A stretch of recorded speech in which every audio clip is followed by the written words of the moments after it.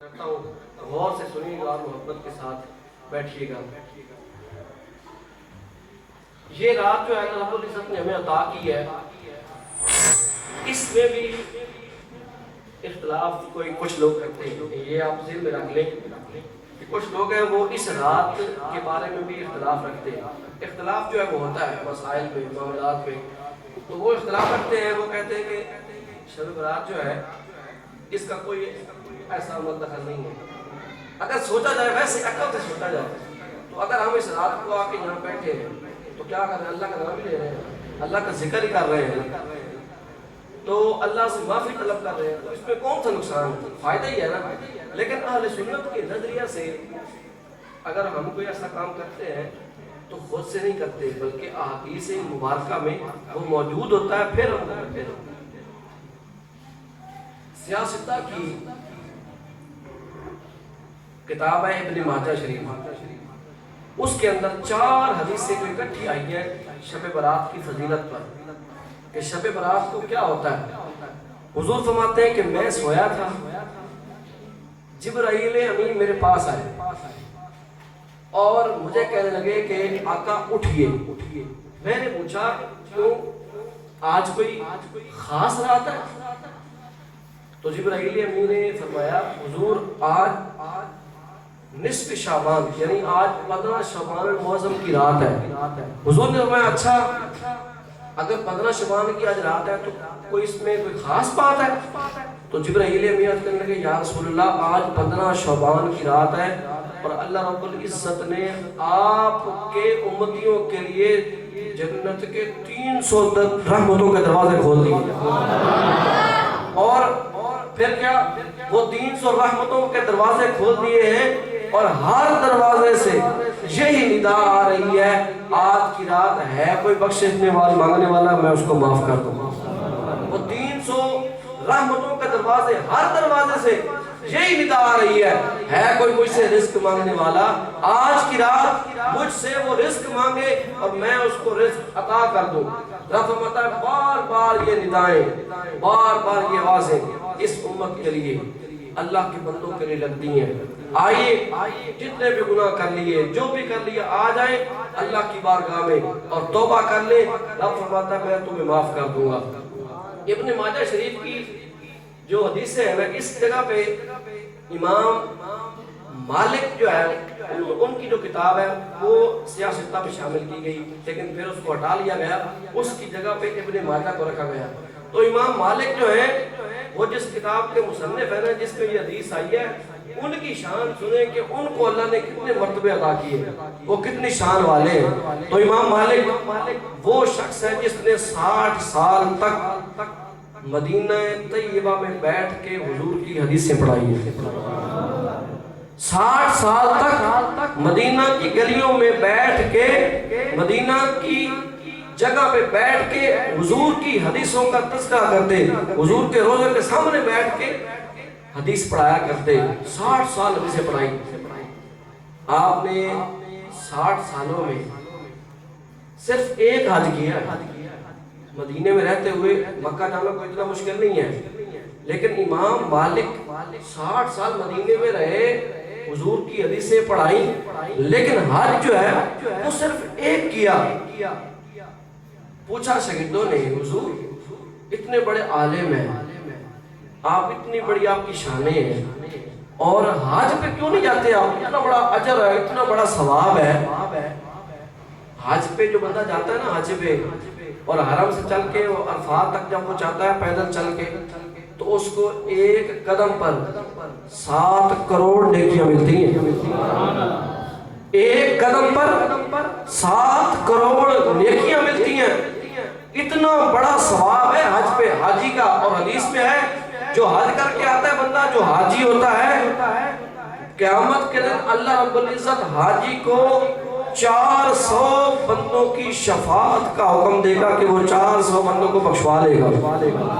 ایک حاجی 400 بندوں کو بخشوا لے گا، یہ رب اس کو یہ اختیار دے گا۔ ایک حاجی کی یہ شان ہے۔ اور امام مالک 60 سال تک مدینہ طیبہ میں بیٹھے رہے، حج پہ نہیں گئے۔ پوچھا کیوں نہیں جاتے؟ آپ فرماتے ہیں کہ ایک بار زندگی میں حج فرض ہے، مدینہ چھوڑنے کو دل نہیں کرتا، اب مدینہ کی گلیوں کو چھوڑنے کو میرا دل نہیں چاہتا، اب مدینہ میں جتنی بھی زندگی ہے وہ میں یہاں ہی گزارنا چاہتا ہوں۔ اور امام مالک کرتے کیا تھے، جب مدینے کی گلیوں میں گزرتے تھے نا تو کبھی مدینے کی گلیوں کو ایسے ہاتھ لگا کے چومتے تھے، تو کبھی جسم ساتھ لگاتے۔ یہ کس لیے؟ آپ فرمایا کرتے تھے کہ مجھے اور کسی چیز کی ضرورت نہیں ہے، میں مدینہ کی گلیوں سے اس لیے محبت کرتا ہوں، کیوں؟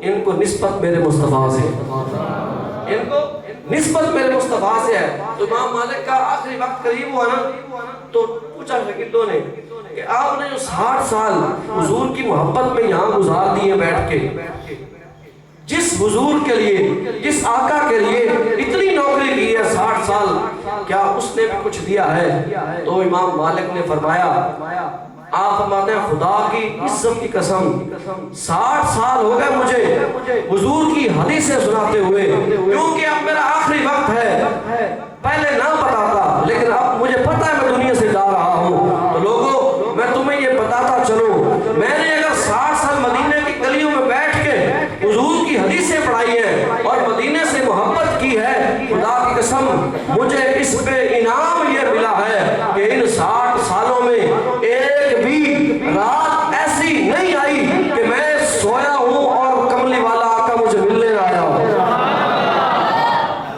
60 سالوں میں تو یہ اگر کوئی ان کی نوکری کرتا ہے، ان سے محبت کرتا ہے تو وہ انعام ضرور عطا فرماتے ہیں۔ تو یہ کتنا بڑا امام مالک وہ یہ حدیث سے کوٹ کرتے ہیں۔ اور حدیث پاک سنیں، حضرت علی رضی اللہ تعالیٰ عنہ اس حدیث کے راوی ہیں۔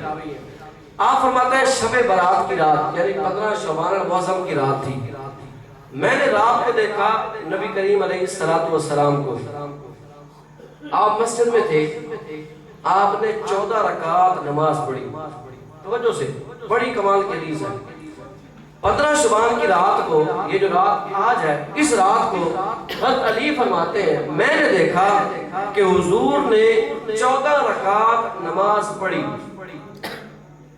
اس کے بعد حضور بیٹھ گئے، بیٹھنے کے بعد نبی کریم علیہ السلام نے 14 دفعہ سورۃ فاتحہ پڑھی، ثم قرأ، پھر اس کے بعد 14 دفعہ حضور نے قل هو اللہ احد یہ والی سورت پڑھی۔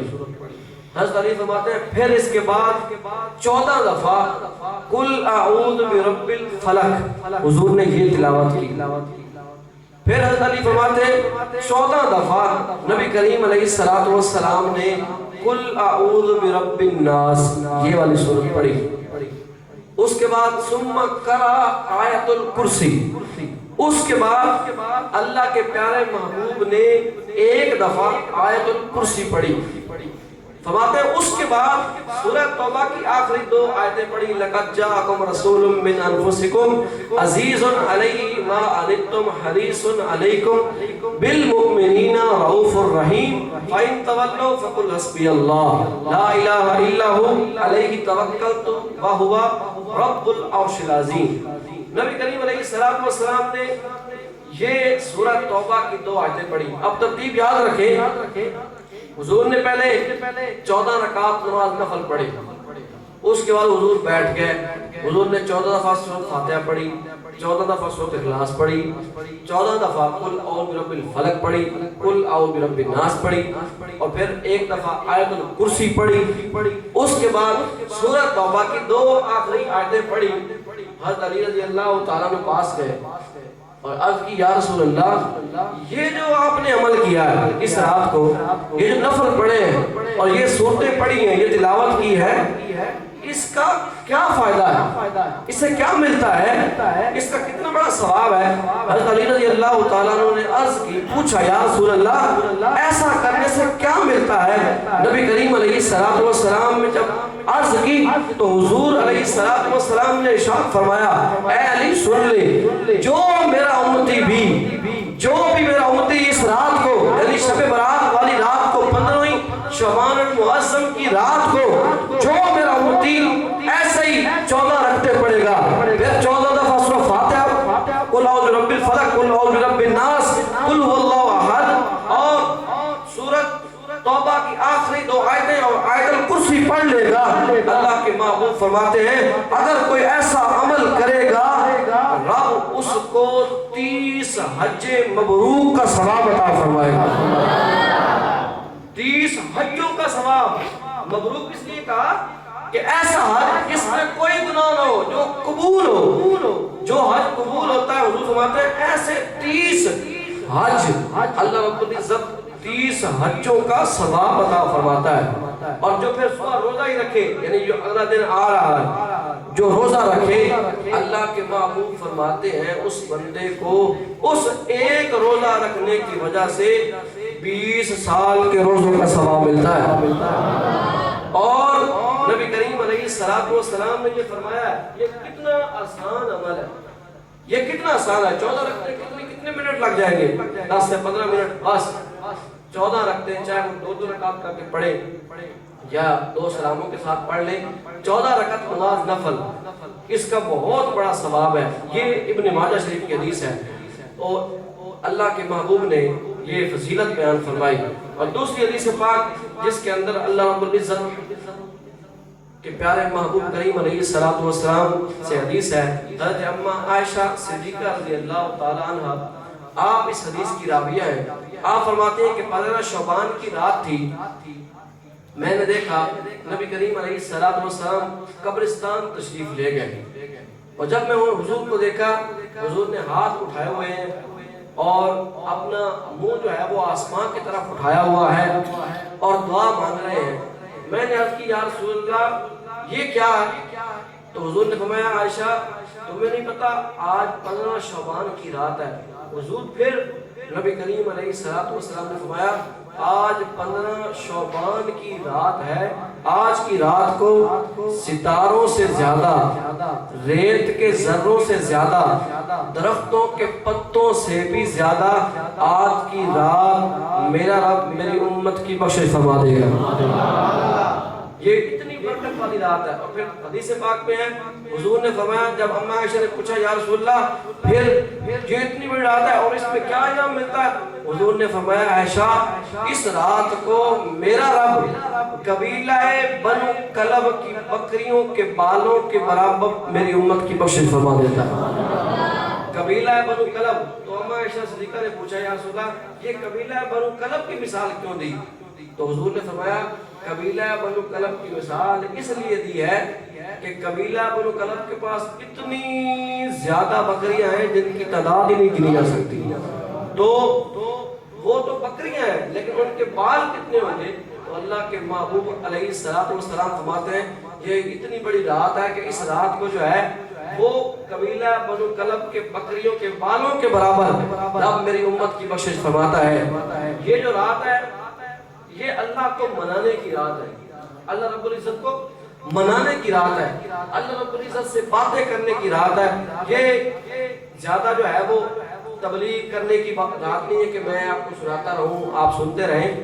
یہ رات جو ہے یہ ہم نے ایسے بتانی ہے کہ اللہ کی بارگاہ میں کھڑے ہونا ہے، قوموا لیلا صوموا نہارا، یعنی کہ اس رات کو اللہ رب العزت کو وہ بندے پسند ہیں جو اللہ کی بارگاہ میں کھڑے ہوتے ہیں، اللہ رب العزت کی بارگاہ میں کھڑے ہو کر نوافل ادا کرتے ہیں، اللہ کو مناتے ہیں، اور پھر اللہ رب العزت جو ہے وہ اس بندے سے راضی ہوتا ہے۔ اور یہ ایک حدیث پاک ہے جس میں اندر اللہ کے پیارے محبوب کریم علیہ السلام فرماتے ہیں کہ یہ اتنے لوگ بخشے جاتے ہیں لیکن کچھ ہیں جو اس رات کو بھی نہیں بخشے جاتے۔ یہ بڑی حدیث جو ہے سمجھنے والی ہے کہ اتنی رحمت والی رات ہو اور پھر بھی بندہ بخشا نہ جائے۔ وہ کون لوگ ہیں جو اس رات کو بھی نہیں بخشے جاتے ہیں؟ وہ حدیث میں آتا ہے ایک وہ بندہ جو مشرک ہے، یعنی جو رب کے ساتھ شریک ٹھہراتا ہے، رب کے ساتھ کسی اور کو شریک ٹھہراتا ہے، وہ بندہ نہیں بخشا جائے گا۔ اور دوسرا والدین کا نافرمان، یہ بات بڑی سمجھنے والی ہے، جو بندہ والدین کا نافرمان ہے نا اس کی بخشش نہیں ہوگی۔ یہ حدیث ہے نبی کریم علیہ السلام کی صحیح حدیث ہے کہ جو والدین کا نافرمان ہے اس کی بخشش نہیں ہوگی۔ اور فرمایا جادوگر، جو جادو کرتا ہے، کالے علم کرنے والے ایسے لوگ، ان کی بخشش نہیں ہوگی۔ اور فرمایا حاسد، حسد کرنے والے لوگ جو حسد کرتے ہیں کہ یہ اس کے پاس ہے مال میرے پاس کیوں نہیں، اس کا اللہ نے اس کو دیا تو وہ میرے پاس آ جائے، ایسا جو ہے وہ حسد کرنا۔ اور ساتھ فرمایا کہ وہ لوگ جو چغل خوری کرتے ہیں، یہ بڑی باتیں سمجھنے والی ہیں۔ چغل خور جو ایک ادھر سے بات سنی اور دوسرے کو بتائی اور اس کی وجہ سے جو ہے وہ فساد پیدا ہو جائے۔ حدیث میں آتا ہے کہ وہ بندہ جو فساد کرواتا ہے، لڑائیاں کرواتا ہے، وہ بندہ بھی نہیں بخشا جائے گا۔ اور اس کے برعکس حدیث ہے، جس نے دو مسلمانوں بھائیوں کے درمیان صلح کروائی، رب اس کی بخشش فرما دے گا، اور جس نے لڑائی کروائی وہ اس رات کو بھی نہیں بخشا جاتا۔ یہ غور سے سنیں، اور یہ حدیث پاک کے ایک ایک بندے کو جو ہے وہ ایک ایک کر کے اللہ رب العزت نے فرمایا ہے کہ یہ لوگ اس رات کو بھی نہیں بخشے جائیں گے۔ تو یہ بڑی سمجھنے والی باتیں ہیں۔ چغل خور، ہمیں چغل خوری سے باز رہنا چاہیے، کسی سے لڑائی نہیں کروانی چاہیے، صلح کروانی چاہیے، اور اللہ رب العزت کی بارگاہ میں جھکنا چاہیے۔ اور شرک تو ویسے یہ امت جو ہے، حضور علیہ السلام نے فرمایا کہ یہ میری امت باقی گناہ کرے گی لیکن شرک نہیں کرے گی، یہ اللہ رب العزت کی پیارے معاملے۔ لیکن آج کے کچھ لوگ ہیں وہ کہتے ہیں کہ یہ شرک کرتے ہیں، حالانکہ امت محمدیہ جو ہے اس کے بارے میں حضور کی حدیث ہے کہ یہ شرک نہیں کریں گے، باقی گناہ کریں گے لیکن اللہ کے ساتھ کسی کو شریک نہیں ٹھہرائیں گے۔ اور حقیقتاً آپ دیکھ لیں کوئی ایسا بندہ ہے جو رب کے سوا کسی اور کو رب مانتا ہے؟ نہیں، یہ نبی کریم علیہ السلام کی حدیث ہے۔ اور آخری حدیث سنیں، یہ بڑی قیمتی حدیث ہے جس کے اندر اللہ کے پیارے محبوب کریم علیہ السلام نے ہمیں سکھایا ہے کہ جس کو یہ رات نصیب ہو جائے نا اس کو کرنا کیا چاہیے۔ تو اللہ کے پیارے محبوب کریم علیہ السلام نے فرمایا اس رات کو اگر رات نصیب ہو جائے تو 4 چیزیں رب سے مانگے۔ پہلی کیا؟ رب سے اپنے تمام گناہوں کی معافی مانگے۔ اللہ کی بارگاہ میں جھک کے اللہ کی بارگاہ میں یہ عرض کریں، یا اللہ میں گناہ گار ہوں، مجھ سے گناہ ہوئے، مجھے بخش دے۔ تو پہلی بات اللہ سے بخشش مانگنی ہے۔ دوسری چیز نبی کریم علیہ السلام نے فرمایا رب سے رحمت مانگنی کہ رب مجھے رحمت عطا کر، میرے اوپر رحمت نازل فرما۔ اور تیسری چیز عافیت، یعنی مجھے خیر والی زندگی عطا فرما۔ اور چوتھی چیز ہے حلال رزق۔ حلال رزق کا معنی ہے، تو یہ رحمت جو ہے یہ بہت بڑی چیز ہے۔ اللہ کی رحمت سے مایوس نہیں ہونا چاہیے۔ نبی کریم علیہ السلام کی بارگاہ میں ایک اعرابی شخص آیا، ایک پینڈو بندہ جو ہے وہ نبی کریم علیہ السلام کی بارگاہ میں حاضر ہوا اور عرض کرنے لگا، یا رسول اللہ یہ جو قیامت کے دن ہے وہ کون حساب لے گا؟ حضور نے فرمایا رب حساب لے گا۔ تو وہ اعرابی کہنے لگا، یا رسول اللہ وہ رب جس کو کریم کہتے ہیں؟ حضور نے فرمایا ہاں وہی رب۔ وہ پھر کہنے لگا، یا اللہ وہی رب جس کو رحمان بھی کہتے ہیں؟ حضور نے فرمایا ہاں وہی۔ تو وہ پھر کہنے لگا، یا اللہ وہی رب جس کو رحیم بھی کہتے ہیں، رحمان بھی کہتے ہیں؟ تو وہ نبی کریم علیہ السلام نے فرمایا ہاں وہی رب جو رحمان بھی ہے، رحیم بھی ہے، وہ قیامت کے دن حساب لے گا۔ تو پھر کیا ہوا؟ وہ جو بندہ اعرابی پوچھنے آیا تھا کہ کون حساب لے گا، وہ اٹھا اور صحابہ کے مجمع میں اٹھ کے کھڑا ہو گیا اور رقص کرنے لگا، گھومنے لگا اور یہ کہنے لگا اگر قیامت کے دن رب حساب لے گا نا، رب وہ تو رحمان ہے، وہ تو رحیم ہے، پھر ہماری بخشش پکی ہو جائے گی۔ کیوں؟ رب کی رحمت کے دروازے بڑے وسیع ہیں۔ تو اللہ کے پیارے بندے جو ہیں وہ رب کی رحمت سے مایوس نہیں ہوتے، جیسے اس اعرابی نے کیا کہ رب کی ایک شان ہے، وہ رحمان ہے، وہ رحیم ہے، اور جو بندہ رب سے رحمت طلب کرے گا رب اس کو جو ہے وہ معاف کر دے گا اور اس کی بخشش فرمائے گا۔ اور اس بابرکت رات کو جو ہے اللہ رب العزت سے گناہ کی معافی مانگے، بخشش مانگے، عافیت مانگے، رزق مانگے۔ اللہ ہم سب کو جو ہے اس رات کو محبت کے ساتھ گزارنے کی توفیق نصیب فرمائے۔ اب جو ہے ہم ذکر کریں گے سارے مل کے۔